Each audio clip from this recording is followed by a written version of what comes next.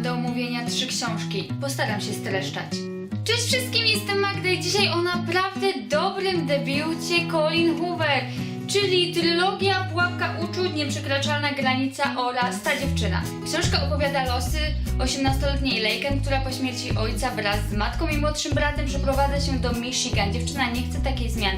Nie może pogodzić się z tym, że musi porzucić całe swoje dotychczasowe życie. Jednak na miejscu okazuje się, że będzie to niezapomniany czas dla całej trójki. Laken zakochuje się z wzajemnością w swoim sąsiedzie, jednak los chce dla nich inaczej. Na dodatek matka dziewczyny skrywa sekret, który może tak naprawdę zniszczyć całe ich życie. Książka zaczyna się jak zwykły romans. Dziewczyna poznaje chłopaka, idą na randkę, zakochują się w sobie. Brzmi jak typowa historia new adult, jednak nic bardziej mylnego, bo Colleen Hoover naprawdę nie oszczędza bohaterów, zmagają się z naprawdę poważnymi problemami. Sam wątek miłosny z czasem tak naprawdę schodzi na dalszy plan. Tak naprawdę w tej książce każdy z bohaterów zmaga się z mniej lub bardziej poważnymi problemami. Colleen Hoover doskonale łączy poważne tematy z lekką historią, dzięki czemu ta książka wzrusza do łez, ale przy okazji można się śmiać i zachwycać się nią. Nie można się po prostu od niej oderwać. Mogłoby się wydawać, że debiut literacki musi być kiepską książką, jednak nic bardziej mylnego, bo ten debiut literacki jest po prostu tak świetny,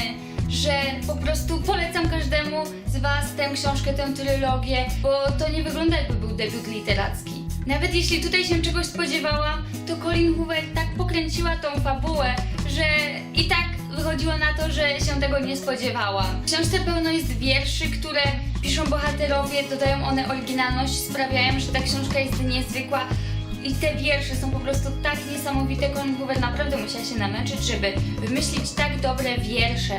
Książka pomimo tego, że porusza tak poważne tematy, jakimi są śmierć, żałoba czy strata bliskich, naprawdę mi się spodobała. Jest to lekka książka, mimo właśnie tych poważnych tematów czyta się ją bardzo szybko. Colleen ma niesamowity styl pisania, sprawia, że nie możemy doczekać się każdej kolejnej strony, ale jednocześnie boimy się tej każdej kolejnej strony, bo boimy się bohaterów, boimy się, co może im się przytrafić, a jednak nie chcemy tej książki odkładać. To niesamowite, że tak krótka książka potrafi wywołać we mnie takie emocje, bo ona ma tylko 280 stron, więc to jest dość króciutka historia. Ja ją przeczytałam w jeden wieczór i to było takie: Colleen, ja chcę więcej, dlaczego to jest takie krótkie? Na szczęście są jeszcze 2 pozostałe książki. W dodatek zakochałam się w każdej postaci, bo każda wnosiła coś innego, radość, smutek. Właśnie dzięki temu książkę tę czyta się bardzo szybko. Co do drugiej części, żeby nie spoilerować Wam nic z pierwszej części, powiem tylko, że są to dalsze losy bohaterów, ale pojawia się pewna nowa postać, czyli Vaughn,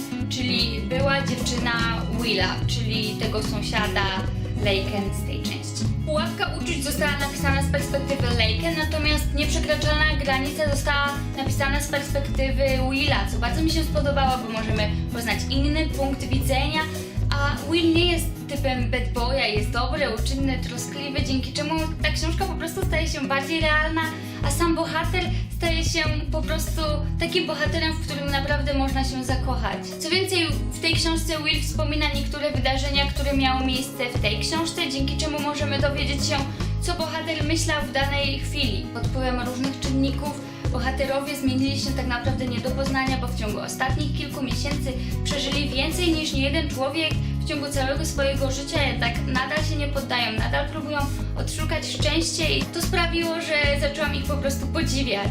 Przyznaję, wątek Vaughn w ogóle nie przypadł mi do gustu, w ogóle nie polubiłam nawet samej bohaterki. Jest to była dziewczyna Willa, która pojawia się tak naprawdę nagle i próbuje go odzyskać, nie zważając na nic. Chciałam, żeby ten wątek Vaughn w ogóle został trochę bardziej rozwinięty. Trochę więcej chciałam się dowiedzieć o Vaughn, o Willu, o samej ich przeszłości, a tego tak naprawdę nie dostałam, bo ten wątek jest bardziej wątkiem pobocznym. A nie poznajemy tej bohaterki dość dobrze, dlatego w sumie trudno mi ją jest oceniać.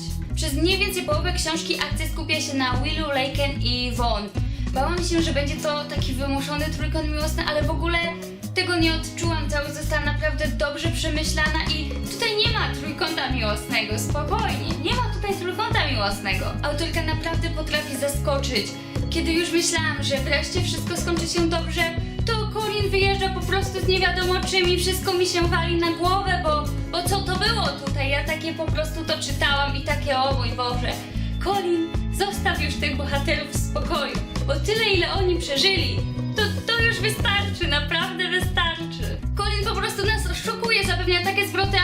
nie jesteśmy w stanie oderwać się od tej książki. Co do trzeciej i ostatniej książki tej trylogii, znów, żeby nie spoilerować, powiem jedynie tyle, że tak naprawdę jest to pierwsza część z perspektywy Willa. Są tutaj wydarzenia, które miały miejsce po nieprzekraczalnej granicy, ale po prostu Will wspomina tutaj wydarzenia, które miały miejsce właśnie w pierwszej części. Przede wszystkim spodziewałam się, że tutaj wreszcie otrzymamy rozwinięcie wątku Vaughn, bo w poprzedniej części naprawdę bardzo mało się o niej dowiadujemy. W pierwszych rozdziałach rzeczywiście wspominamy przeszłość Willa i Vaughn, ale jest tego tak niewiele, że ja się naprawdę spodziewałam trochę więcej tego wątku, bo jest to postać, która naprawdę namieszała w związku bohaterów i spodziewałam się po prostu, że otrzymała ona więcej uwagi. Tutaj bohater opowiada Laken ich historię z jego punktu widzenia. Podobny zabieg Colleen zastosowała w Hopeless oraz w Losing Hope i po raz kolejny autorka pokazała, że książki pisane, te same książki pisane z dwóch perspektyw nie muszą wcale być nudne, nie muszą być takie same. Mamy tutaj naprawdę dużo wydarzeń, w których nie uczestniczyła Laken, a są one dość ważne do fabuły i naprawdę fajnie, że możemy dowiedzieć się, co w danej chwili myślał bohater, w ogóle co wtedy robił, bo mając tę książkę z perspektywy Laken, a były tutaj wydarzenia, w których Laken nie uczestniczyła, to wreszcie możemy dowiedzieć się, o co chodziło i w ogóle. Na dodatek opowieść chłopaka przeplatana jest z teraźniejszymi wydarzeniami, dzięki czemu jeszcze bardziej nie ma się takiego wrażenia, że czyta się tę samą książkę. Przyznaję, momentami po prostu miałam takie wrażenie, że kurczę, znowu to samo, ale to było tylko naprawdę momentami. A tak naprawdę to była książka, która nadal mnie wciągnęła, której po prostu nie mogłam odłożyć, mimo że tak naprawdę wiedziałam, jak to się wszystko skończy. Przyznaję, Colleen Hoover nawet w tej książce potrafiła mnie zaskoczyć, mimo że tak naprawdę Will wspominał o wydarzeniach z pierwszej części. Ale przyznaję, nie było tutaj dość dużo zwrotów akcji, ale tego ta książka nie potrzebuje. Cała ta niesamowitość płynie po prostu z tej prostoty tych książek. Dzięki tej zwyczajności bardzo łatwo zżyć się z bohaterami, którzy swoją drogą są naprawdę dobrze wykreowani. I Will staje się moim nowym książkowym mężem. W ciągu ostatnich 2 tygodni, w ciągu ostatniego tygodnia przybyło mi was 4 nowych książkowych mężów. Takiego czegoś to chyba ja jeszcze nigdy nie miałam. Po przeczytaniu tej książki miałam takie słodko-gorzkie uczucie. Z jednej strony naprawdę cieszyłam się, że bohaterowie odnaleźli szczęście w życiu i w ogóle, ale z drugiej naprawdę będę za nimi tęsknić i kurczę, szkoda, że to się już skończyło, że ta historia się już skończyła i na pewno będę do niej wracać, na pewno przeczytam te książki jeszcze raz. Podsumowując, książka jest głównie o poszukiwaniu miłości w trudnym i prawdziwym świecie.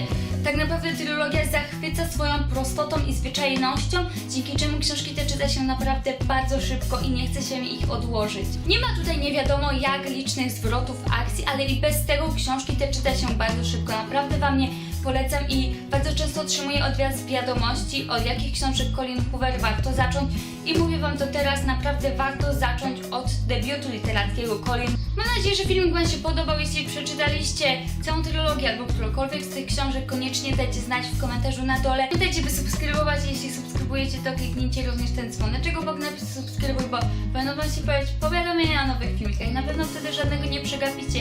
Jak zwykle wszystkie linki do moich social media, do Facebooka, do Instagrama, do lubienia czytać macie w opisie na dole.